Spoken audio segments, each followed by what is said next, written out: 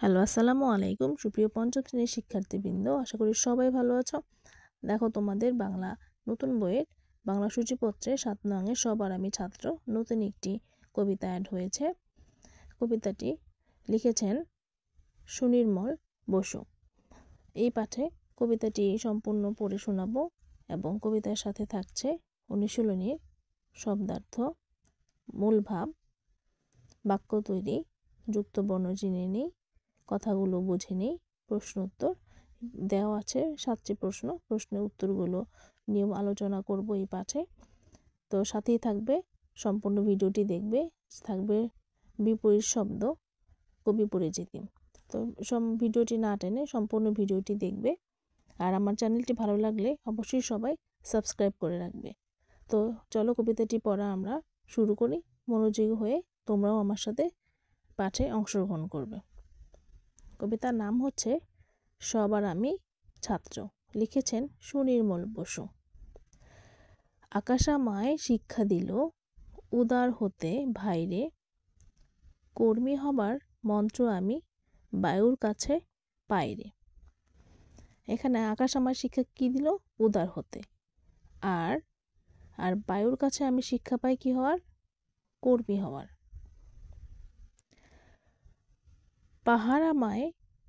পাহাড় শিখায় তাহার সমান, হয়ে যেন ভাই মৌন মহান। কি হওয়ার শিক্ষা? মৌন মহান, অর্থাৎ উদার হওয়ার শিক্ষা, বিশাল হওয়ার শিক্ষা। খোলা মাঠের উপদেশে দিল খোলা হই তাইরে। তাহলে পাহাড় শিখাচ্ছে কিভাবে মৌন মহান হওয়া যাবে, আর খোলা মাঠ যেরকম হচ্ছে একদম খোলা, আর খোলা মাঠ আমাদের শিক্ষা দেয় মনটাও আমাদের এরকম দিল খোলা হওয়ার। সূর্য আমায় মন্ত্রণা দেয় আপন তেজে জ্বলতে। সূর্য যেরকম নিজে জ্বলে সেরকম আমাদেরকেও জ্বলতে শেখায়।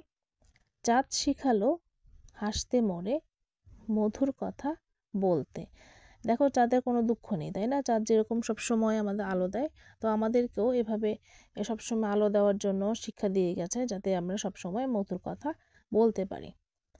তারপরে আছে মাটির কাছে সহিষ্ণুতা পেলাম আমি শিক্ষা, আপন কাজে কঠোর হতে পাষাণ দিল দীক্ষা। দেখো, এই যে মাটির কাছে আমরা পেলাম সহিষ্ণুতা, আর আপন কাজে কঠোর হতে পাষাণ দিল দীক্ষা। বিশ্বজোড়া পাঠশালা মোর সবার আমি ছাত্র। তাহলে আমার হচ্ছে শেখার জায়গাটা কোথায়? বিশ্বজুড়ে পাঠশালা, এবং বিশ্বের কাছে আমি সবসময় শিখতে চাই, এই জন্য বলেছে আমি ছাত্র। নানানভাবে নতুন জিনিস শিখছি দিবারাত্র। এই পৃথিবীর বিরাট খাতায় পাঠ্য যেসব পাতায় পাতায়, শিখছে যেসব কৌতূহলে নেই দ্বিধা লেশমাত্র।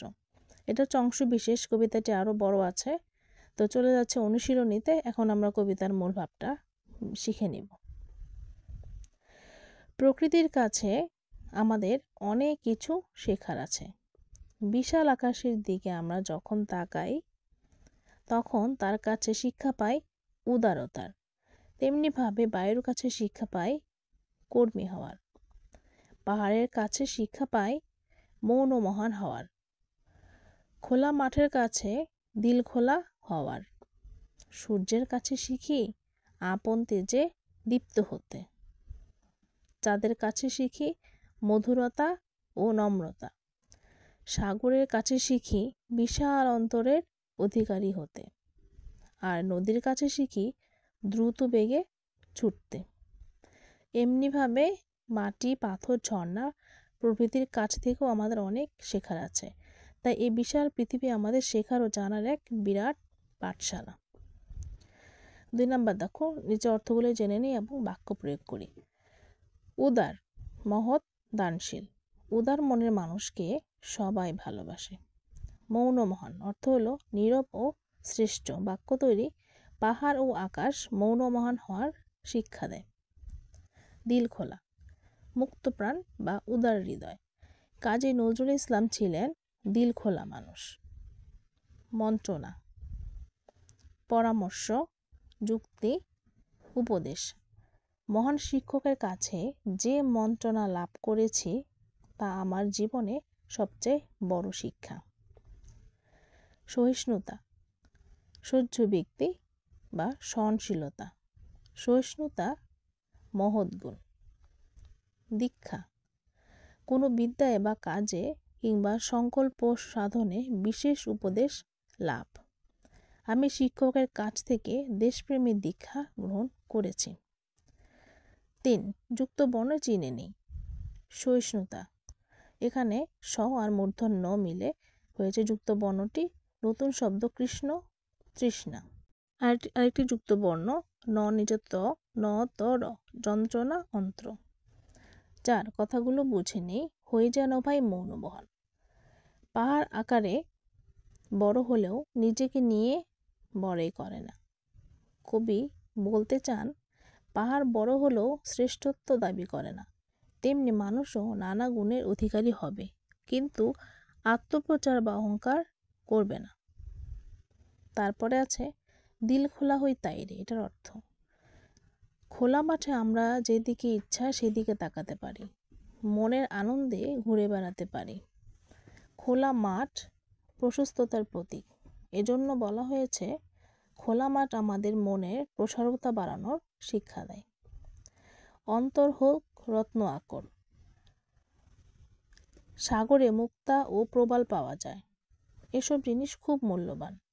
সাগর যেমন নানা রকম মণিমুক্তা ধারণ করে, তেমনি আমাদের অন্তরও সুন্দর গুণাবলীতে পরিপূর্ণ থাকা উচিত। বিশ্বজোড়া পাঠশালা মোড়। এই বিশ্ব অনেক বড়, তার কাছ থেকে আমাদের শিক্ষার শেষ নেই, তাই পৃথিবীকে বলা হয় একটি বিশাল পাঠশালা। 5 নাম্বার, প্রশ্নগুলো উত্তর মুখে মুখে বলি ও লিখি। এখানে 6টি প্রশ্ন আছে, চলো প্রশ্নগুলো উত্তরগুলো জেনে নিই। ক, আকাশ, বায়ু ও পাহাড় আমাদের কি কি শিক্ষা দেয়? উত্তর, আকাশ, বায়ু ও পাহাড় আমাদের উদার শিক্ষা দেয়। এটা হচ্ছে যদি ছোট প্রশ্ন আসে, এই জন্য যদি কেউ বড় করে লিখতে চাও তাহলে এখান থেকে এই পুরোটা লিখতে পারো। সবার আমি ছাত্র কবিতায় কবি সুনির্মল বসু প্রকৃতিতে বিরাজমান আকাশ, বায়ু ও পাহাড় থেকে আমাদের শিক্ষণীয় বিষয়সমূহ সম্পর্কে আলোকপাত করেছেন। শিক্ষণীয় বিষয়সমূহ: প্রকৃতির খোলা আকাশ আমাদের উদার হতে শিক্ষা দেয়। উৎসাহ ও প্রেরণা মানব জীবনে একান্ত প্রয়োজন। জীবনে সফলতা লাভের জন্য কাজের বিকল্প নেই। বায়ু আমাদের সে শিক্ষা দিয়ে থাকে, অর্থাৎ বায়ু আমাদের কর্মী হওয়ার শিক্ষা দেয়। পাহাড় আকারে অনেক বড় হলেও নিজেকে নিয়ে বড়াই করে না, শ্রেষ্ঠত্ব দাবি করে না। পাহাড় আমাদের মৌন ও মহান হওয়ার শিক্ষা দেয়। খ, খোলা মাঠ কি উপদেশ দেয়? উত্তর, খোলা মাঠ আমাদের মনের প্রসারতা বাড়ানোর শিক্ষা দেয়। কবি সুনির্মল বসু রচিত সবার আমি ছাত্র কবিতায় খোলা মাঠের উপদেশের কথা বলা হয়েছে। সংক্ষিপ্ত প্রশ্ন হলে এটুকুই ঠিকই আছে, আর যদি বড় প্রশ্ন হয় তাহলে আর একটু বাড়িয়ে দিতে হবে। খোলা প্রাঙ্গণ বন্ধনহীন মুক্তাঙ্গন, মনের আনন্দে সেখানে আমরা ইচ্ছে মতো ঘুরে বেড়াতে পারি। খোলা মাঠ উদারতার প্রতীক। খোলা মাঠ আমাদের মুক্তপ্রাণ উদার হৃদয়ের অধিকারী হওয়ার উপদেশ দেয়। গ, সূর্য ও চাঁদ আমাদের কি শেখায়? উত্তর, সূর্যের কাছে শিখি আপন তেজে দীপ্ত হতে, চাঁদের কাছে শিখি মধুরতা ও নম্রতা। সংক্ষিপ্ত প্রশ্ন ঠিক আছে, বড় প্রশ্ন হলে নিচের অংশটুকু দিতে হবে। সূর্য ও চাঁদ প্রকৃতির এক অবিচ্ছেদ্য অংশ। কবি সুনির্মল বসু রচিত সবার আমি ছাত্র কবিতায় প্রকৃতির অনন্য সম্পদ সূর্য ও চাঁদের নির্মল শিক্ষাদানের কথা উল্লেখ করা হয়েছে। সূর্য তার নিজস্ব আলোয় সারা পৃথিবী আলোকিত করে। সূর্যের আলোয় অন্ধকার দূর হয়। সূর্য আমাদের স্বকীয় বৈশিষ্ট্যের নিজস্ব প্রখরতার মানবীয় গুণাবলীকে উদ্ভাসিত করতে শেখায়। উপরদিকে চাঁদের স্নিগ্ধতা আমাদের হৃদয়কে ভাবাবেগে আপ্লুত করে। চাঁদ আমাদের মিষ্টি হাসি হাসতে এবং মধুর কথা বলতে শেখায়, অর্থাৎ এই পৃথিবীর সব কিছুকে নির্মল ভালোবাসার বন্ধনে আবদ্ধ করতে শেখায় চাঁদ। ঘ নাম্বার, মাটি কিভাবে আমাদের সহিষ্ণু শিক্ষা দেয়? উত্তর, সহিষ্ণু কথাটির অর্থ হলো সহনশীলতা। সহিষ্ণুতা মানব জীবনের একটি বিশেষ গুণ। সার্থক ও সফল জীবনের জন্য প্রত্যেক মানুষেরই এই গুণ থাকা দরকার। যদি সংক্ষিপ্ত প্রশ্ন উত্তর হয় তাহলে এইটুকু দিবে, আর যদি বড় প্রশ্ন চায় তাহলে এইটুকুর সাথে আরও নিচেরটুকু অ্যাড করবে। আমাদের আবাসভূমি এই পৃথিবীর অন্যতম উপাদান মাটি। এই মাটির উপর আমরা চলাফেরা করি, ঘর বাড়ি তৈরি করি, মাটির বুক চিরে আমরা ফসল ফলাই। কিন্তু মাটি কখনো আমাদের এসব কর্মকাণ্ডের জন্য প্রতিবাদ করে না। আমাদের সব রকম অত্যাচার মাটি নীরবে সহ্য করে যায়। মাটি ধৈর্য ও সহ্য শক্তির প্রতীক। মাটি তার সহ্য গুণের মাধ্যমে আমাদের সহিষ্ণু শিক্ষা দেয়। 6. বিশ্বজোড়া পাঠশালা মোড় এ কথাটির অর্থ কী? পাঠশালা হলো শিক্ষা গ্রহণের স্থান। সবার আমি ছাত্র কবিতায় কবি সুনির্মল বসু এই পৃথিবীকে শিক্ষা গ্রহণের বিশাল পাঠশালা হিসেবে উপস্থাপন করেছেন। আমাদের এই পৃথিবী অনেক বড়।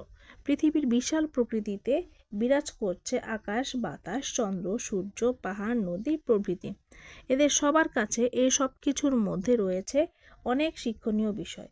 শুধু তাই নয়, এই পৃথিবীর প্রাকৃতিক রূপ, নানা জাতি, নানা দেশ থেকেও আমরা অনেক কিছু শিক্ষা গ্রহণ করতে পারি। সত্যিকার অর্থে এই পৃথিবী স্বয়ং একটি বিশাল পাঠশালা ও অফুরন্ত জ্ঞানের ভাণ্ডার। এর কাছ থেকে শিক্ষার শেষ নেই। বিশ্বজোড়া পাঠশালা মোড় এ কথার মধ্যে দিয়ে কবি ওই বিষয়গুলি বোঝাতে চেয়েছেন। সাগর ও নদী আমাদের কি শেখায়? মানুষ প্রকৃতির আবহাওয়ায় লালিত সন্তান, তাই প্রকৃতির কাছে আমাদের অনেক কিছু শেখার আছে। বিশাল আকাশের দিকে আমরা যখন তাকাই তখন তার কাছে শিক্ষা পাই উদারতার। তেমনিভাবে বায়ুর কাছে শিক্ষা পাই কর্মী হতে, পাহাড়ের কাছে শিক্ষা পাই মৌন মহান হতে, খোলা মাঠের কাছে শিক্ষা পাই দিল খোলা হতে, সূর্যের কাছে শিখি আপন তেজে দীপ্ত হতে, চাঁদের কাছে শিখি মধুরতা ও নম্রতা, সাগরের কাছে শিখি বিশাল অন্তরের অধিকারী হতে, আর নদীর কাছে শিখি দ্রুত বেগে চলতে। এমনিভাবে মাটি, পাথর, ঝর্ণা প্রভৃতির কাছ থেকেও আমাদের অনেক শেখার আছে। তাই এই বিশাল পৃথিবী আমাদের শেখার ও জানার এক বিরাট পাঠশালা। 6. বিপরীত শব্দগুলো মিলিয়ে লিখি। এখানে উদারের সাথে হবে অনুদার, মৌন, মুখর, খোলা, বন্ধ, জলা, নেভা, সহিষ্ণুতা, অসহিষ্ণুতা, কঠোর, কোমল। 7. একই অর্থ হয় এমন শব্দগুলো জেনে নিই। আকাশ। আকাশের একই শব্দ হচ্ছে, প্রতিশব্দ হচ্ছে গগন, অম্বর, আসমান। বায়ু। বায়ু দিয়ে হচ্ছে বাতাস, হাওয়া, পবন, সমীরণ। পাহাড়, পর্বত, শৈল, গিরি। সূর্য, রবি, তপন, দিবাকর, প্রভাকর। চাঁদ, চন্দ্র, শশী, বিধু, ইন্দু, শশাঙ্ক। নদী, তটিনী, নির্ঝরিণী, প্রবাহিনী, স্রোতস্বিনী। মাটি, ভূমি বা মৃত্তিকা। পৃথিবী, ধরণী, ধরা, ধরিত্রী, বসুন্ধরা। তাহলে শিক্ষার্থীবৃন্দ, এখান থেকে তোমাদের এভাবে আসতে পারে, লেখা থাকবে যে একই অর্থ হয় এমন শব্দগুলো জেনে নিই।